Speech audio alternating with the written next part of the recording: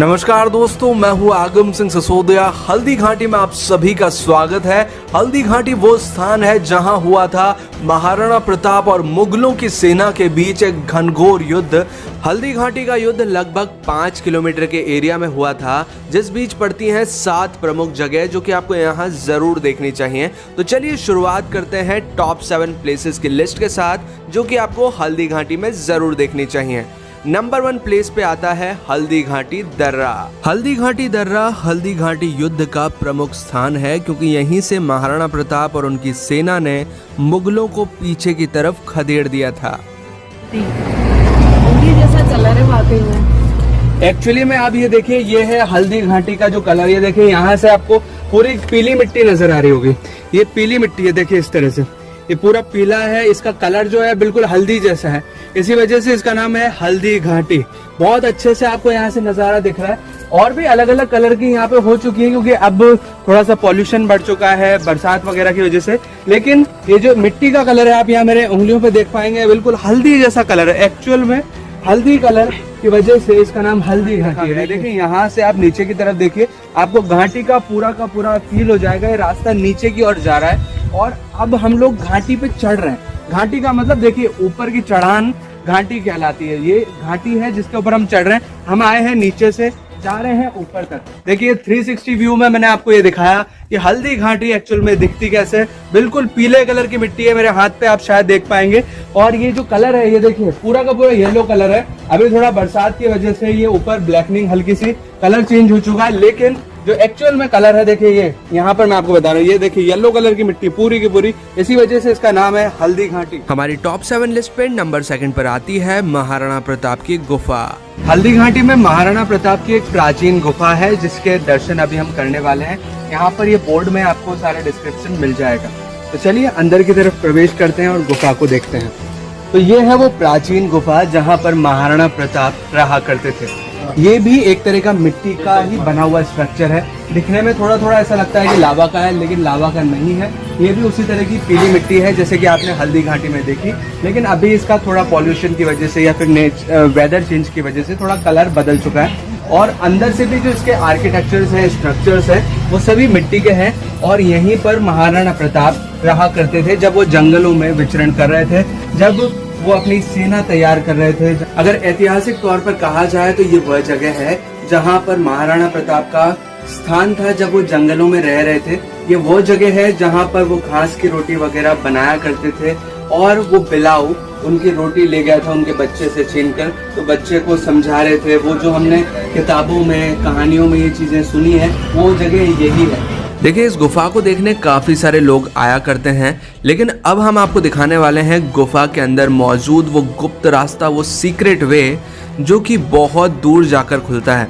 कई लोग कहते हैं कि ये एकलिंग जी जाकर खुलता है, कई लोग कहते हैं कि ये नाथ द्वारा जाकर खुलता है, लेकिन एब्सोल्युटली क्लियर नहीं है ये कि कहाँ जाकर ये खुलता है। लेकिन ये रास्ता बहुत ही लंबा है, बहुत ही दूर तक ये जाता है।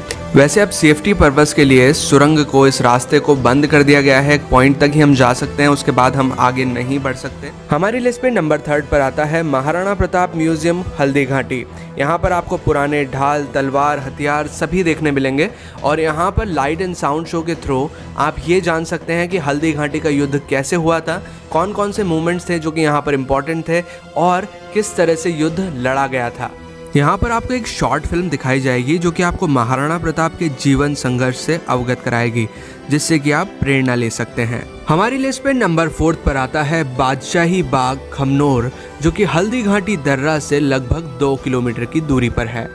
इस जगह का नाम है खमनोर और ये है बादशाही बाग। इसके पीछे की थोड़ी सी स्टोरी मैं आपको बताना चाहूँगा कि ये वो बाग है जहाँ पर अकबर की मुगल सेना ने पड़ाव डाला था अपना पहला।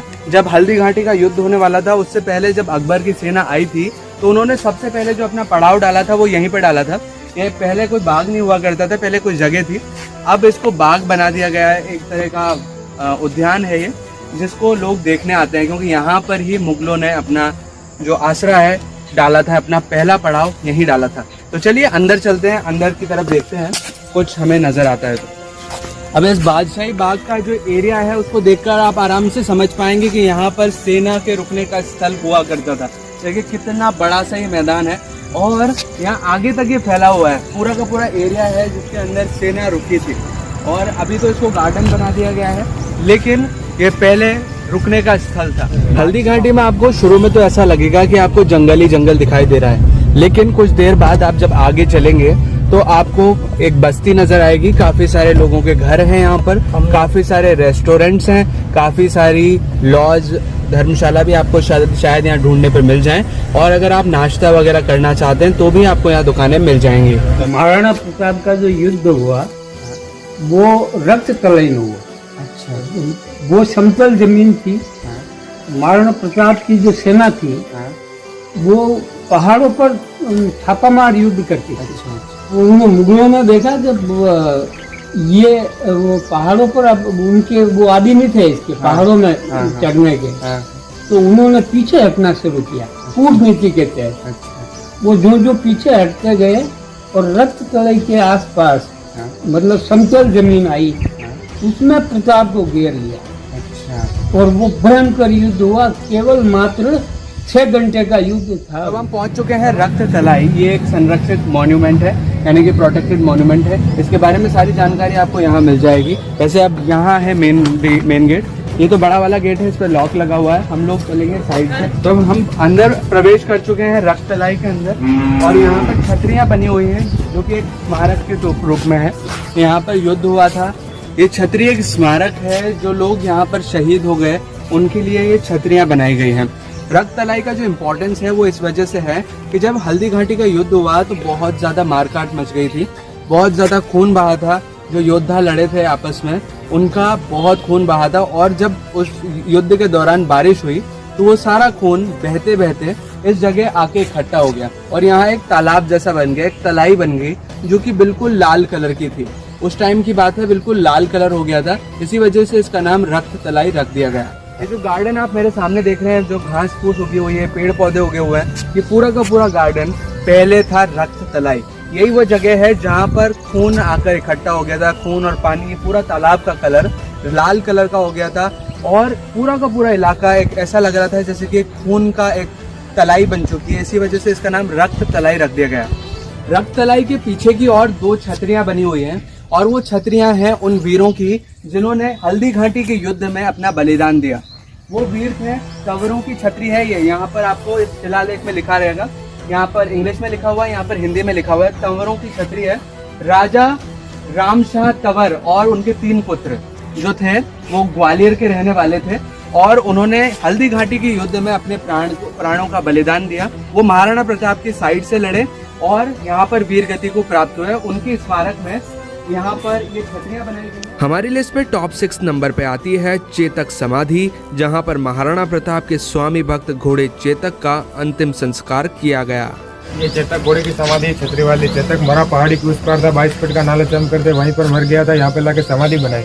शिव मंदिर के हिसाब से रहना पड़ता है, जहाँ पर पूजा पाठ करते थे। अच्छा, पहले खुले में शिवलिंग था, मंदिर बाद में बनाया। अच्छा। भोलेनाथ का नंदी भी है जो मुगल सेना ने खंडित कर दिया था। अच्छा। इसका मुंह तोड़ रखा है। अच्छा। तो उसी समय का है। इस मंदिर को हो गए 600 साल, हाँ। और समाधि को हो गए 500 साढ़े 500 साल पुराना। ठीक है। पूरा 5 किलोमीटर के युद्ध हुआ था। हाँ। आपने मेन पॉइंट तो देख ही लिया। मेन देख। अब हम आपको दिखाने वाले हैं वो नाला जो कि चेतक ने कूद करके पार किया था, घायल होते हुए भी, और महाराणा प्रताप को बचाकर वो इस पार ले आया था। वही नाले की तरफ अब हम बढ़ रहे हैं। ये वो रास्ता है जहाँ से हम इसकी तरफ बढ़ते जा रहे हैं। तो जिस स्पॉट की तरफ हम बढ़ते जा रहे हैं वही है हमारी टॉप 7 लिस्ट का 7th स्पॉट, जो कि हमें हल्दी घाटी में देखना चाहिए। अब यहाँ से पीछे जो मैं आपको नज़ारा दिखा रहा हूँ, वहीं पर वो नाला है जहाँ से चेतक ने छलांग लगाई और महाराणा प्रताप को बचाया था। ये जो नीचे आपको घनी खाई टाइप की दिख रही है, वो एक नाला हुआ करता था पहले।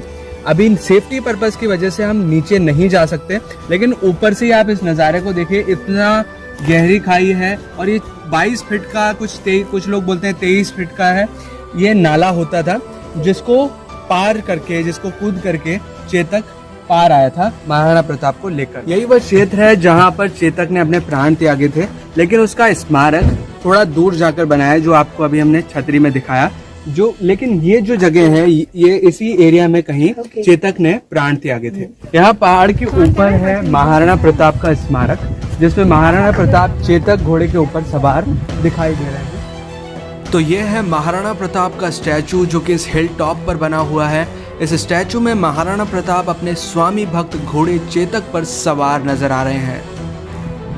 तो ये है हल्दी घाटी की प्रमुख 7 जगह जो कि आपको यहाँ ज़रूर देखनी चाहिए। वैसे इन सभी स्थानों के हमने डिटेल एपिसोड्स बनाए हुए हैं जिनके लिंक आपको ऊपर आई बटन और नीचे डिस्क्रिप्शन में मिल जाएंगे।